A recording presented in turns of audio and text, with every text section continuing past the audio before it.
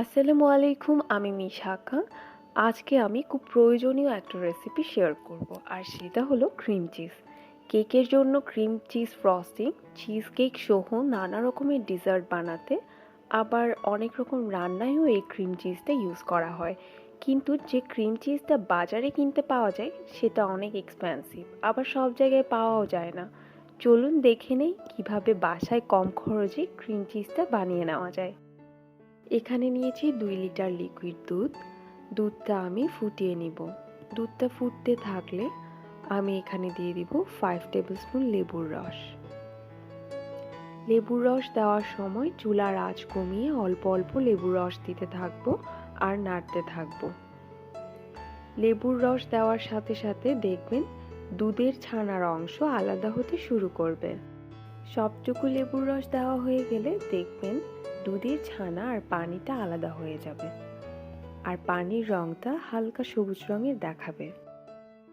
যখন সম্পূর্ণ ছানাটা আলাদা হয়ে যাবে, একটা বড় সাইজের বোলের উপর ছাঁকনি বসিয়ে এর উপর একটা পরিষ্কার সুতির কাপড় বসিয়ে নিয়েছি। এবার পানি সহ ছানাটাকে ঢেলে দিব।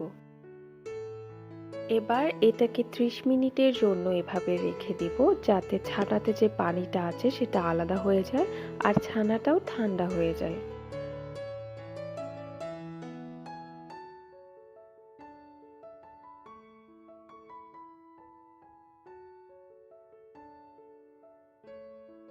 ত্রিশ মিনিট পর ছানাটা ব্লেন্ড করব।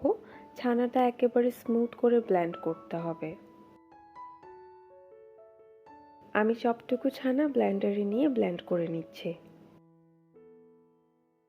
ছানাটা বেশি ড্রাই হয়ে থাকলে ছানা থেকে যে পানিটা বের হয়েছে সেখান থেকে অল্প একটু পানি দিয়ে দিব, আর দিয়ে দিব হাফ টিস্পুন লবণ।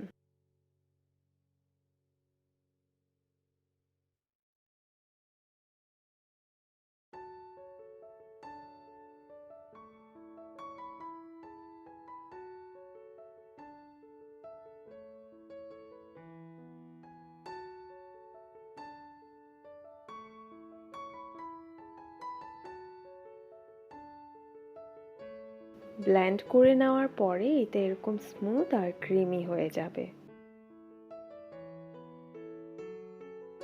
আমার ক্রিম চিজটা তৈরি। দেখলেন তো কত কম সময়ে, কম খরচে আর কত সহজে বাসায় ক্রিম চিজটা বানিয়ে নেওয়া যায়।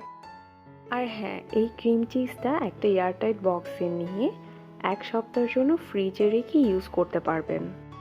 আশা করি রেসিপিটা আপনাদের ভালো লেগেছে, আর ভালো লাগলে লাইক, শেয়ার এন্ড সাবস্ক্রাইব করতে ভুলবেন না। আল্লাহ হাফেজ।